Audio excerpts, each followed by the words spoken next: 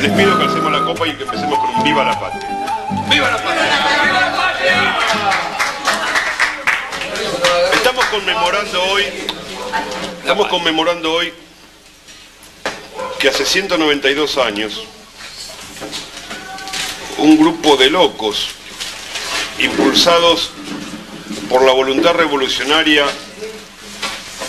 de unos pocos militantes políticos alzados en armas contra la voluntad mayoritaria de las clases dominantes del Río de la Plata, pusieron las cosas en blanco sobre negro cuando llegó el momento de decidir si la revolución continuaba o la revolución se terminaba.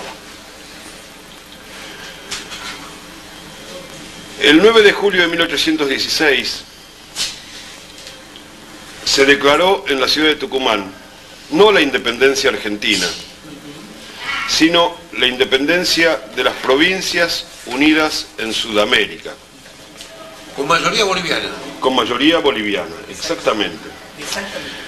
Aspiración que no se limitaba además a los antiguos dominios del Río de la Plata, sino que recogía la bandera ya en ese momento discutida, y discutida en ese mismo instante por la fuerza de las armas, de la unidad federal de los países de América del Sur, entendiendo por tal la América que empieza en México y termina en el Polo Sur. Fue por la presión del general José de San Martín que el conjunto de congresales de Tucumán, un congreso de una composición social bastante conservadora, se vio forzada a declarar la independencia del rey de España. Y, como obligó San Martín a que se pusiera, de toda potencia extranjera. Porque ya en ese momento operaban, y de un modo sumamente cruel, inventando la tortura en el Río de la Plata, por ejemplo, los agentes del colonialismo europeo. Básicamente, a partir de este podrido núcleo disgregador que era la proto-oligarquía rivadaviana de Buenos Aires, por cuya culpa no estuvo presente en el Congreso de Tucumán la fracción más jacobina y revolucionaria del Río de la Plata, que eran las huestes artiguistas, que eran la verdadera personificación del mensaje revolucionario de Mariano Moreno en mayo de 1810, que a su vez era la versión rioplatense del gran alzamiento revolucionario del 25 de mayo de 1809 en la ciudad de Chuquisaca, Bolivia. En el fondo, la República Argentina le debe su independencia a la lucha de los revolucionarios del Alto Perú, que recuerda el himno, la marcha patriótica que se cantó por primera vez en 1813, en una consecuencia también de la acción política de San Martín, en la ciudad de Buenos Aires, donde se recordaba diciendo: no los veis cual lloran en sangre Potosí, Chuquisaca y La Paz. Cochabamba y La Paz, gracias compañero. Esta definición del himno nacional de los argentinos, que en realidad no era de los argentinos, a tal punto que las fuerzas bolivarianas cantaban esa marcha en sus avances sobre el absolutismo realista, conservador y reaccionario de España, de los generales San Martín, Belgrano y Martín Miguel de Güemes, sin cuya opinión no se hubiera declarado esa independencia. Había que tener mucho coraje para declarar la independencia respecto al absolutismo español, respecto al viejo mundo feudal que había asfixiado a España en ese momento 3 siglos atrás y contra el cual se había alzado en común tanto el pueblo hispanoamericano como el pueblo de España en Madrid, en 1808. La Declaración de Independencia de 1816, sin embargo, debemos decirlo, no tuvo un cumplimiento total. Todos los que estamos aquí sabemos que fuimos derrotados por la oligarquía porteña, que fuimos derrocados también, por la oligarquía santiaguina, que fuimos derrotados por la oligarquía montevideana, que fuimos derrotados por los esclavistas del Lecor, el invasor esclavista pro-británico del Brasil, cuyos títulos de propiedad todavía hoy son válidos en Uruguay y no son los que entregó Artigas. Fuimos derrotados por la perversa oligarquía limeña, fuimos derrotados por la oligarquía de Caracas, fuimos derrotados por la oligarquía de Guayaquil, fuimos derrotados por la oligarquía de Maracaibo. Y sin embargo, para nosotros, esa fecha de derrota nacional es donde se inicia la lucha por la patria. Más redondo el número. Hoy se cumplen 60 años de la declaración en la ciudad de Tucumán por el general Perón de la independencia económica en Argentina. Hoy festejamos 2 hechos históricos que suceden en Tucumán. Y los 2 hechos históricos son paradójicamente 2 derrotas. Porque hay que admitirlo, la independencia económica que proclamó Perón en Tucumán también fue derrotada. Fue derrotada en 1955, fue derrotada en 1976 y fue derrotada en la repugnante alvearización antiargentina de Carlos Menem y sus secuaces. Cuando las clases dominantes de la Argentina, siguiendo en realidad la misma tradición de las clases dominantes de Tucumán, pero ahí no había un San Martín, decidieron que era mejor profundizar el coloniaje antes de luchar por la liberación nacional. De eso no nos vamos a olvidar. 38. Es un momento sobre el cual también hay que reflexionar. No hubo un solo país del mundo que hubiera declarado su independencia económica realmente, que después de haber triunfado en esa declaración no se hubiera transformado en 60 años en una potencia mundial. Pensemos en Inglaterra, que declara su independencia económica con la dictadura de Cromwell y que esta independencia se declara en 1648.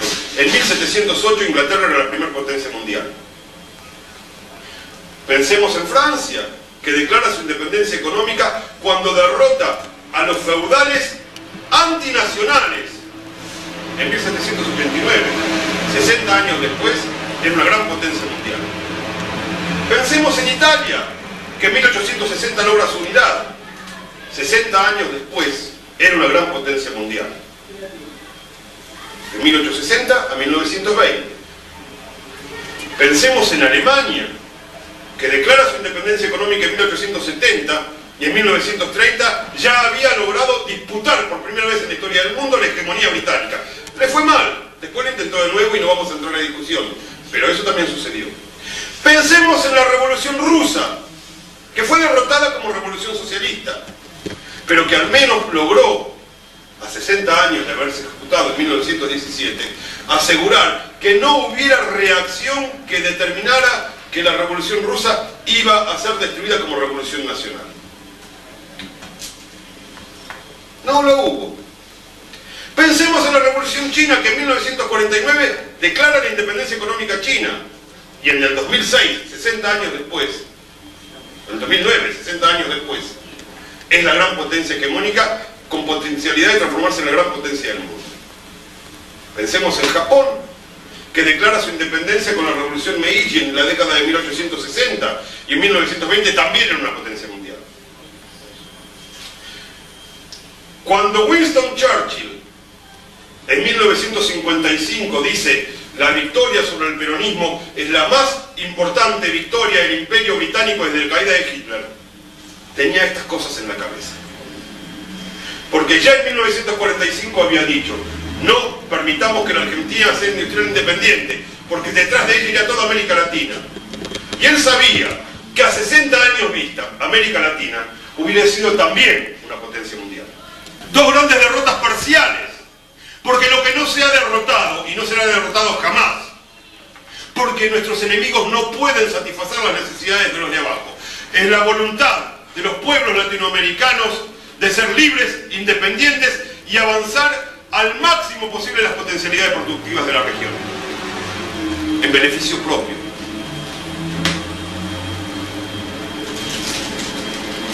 Los revolucionarios de 1810, y de esto hay sobradas demostraciones, eran esencialmente patriotas.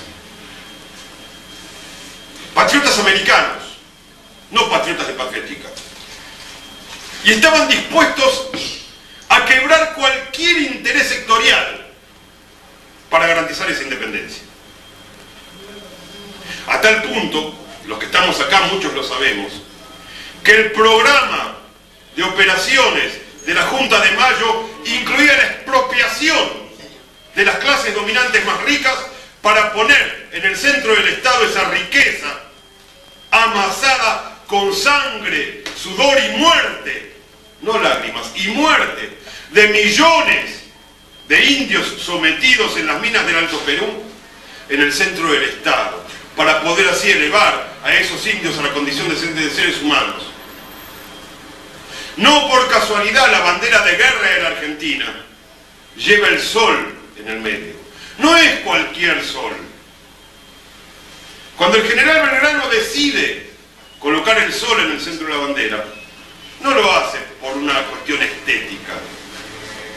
Ese sol era el sol de los incas, era el sol de Tupac Amaru, era el sol de José Gabriel Condorcanqui, era el sol del pueblo profundo, que era el único que podía llevar adelante la revolución. Porque así como lo entendió Güemes, y le costó la vida pocos años después de 1816, así como lo entendió Artigas, y le costó hundirse en el Paraguay, así como lo entendió Moreno, y le costó la muerte a manos de un capitán inglés, así como lo entendió Bolívar, que finalmente en sus años finales, en sus momentos finales decía: he arado en el mar. Así como todos ellos entendieron que la verdadera garantía de triunfo de la Revolución Nacional es el avance en la máxima profundidad de una revolución social, porque las masas no van a la revolución por un símbolo, sino que van a la revolución por su propio bienestar.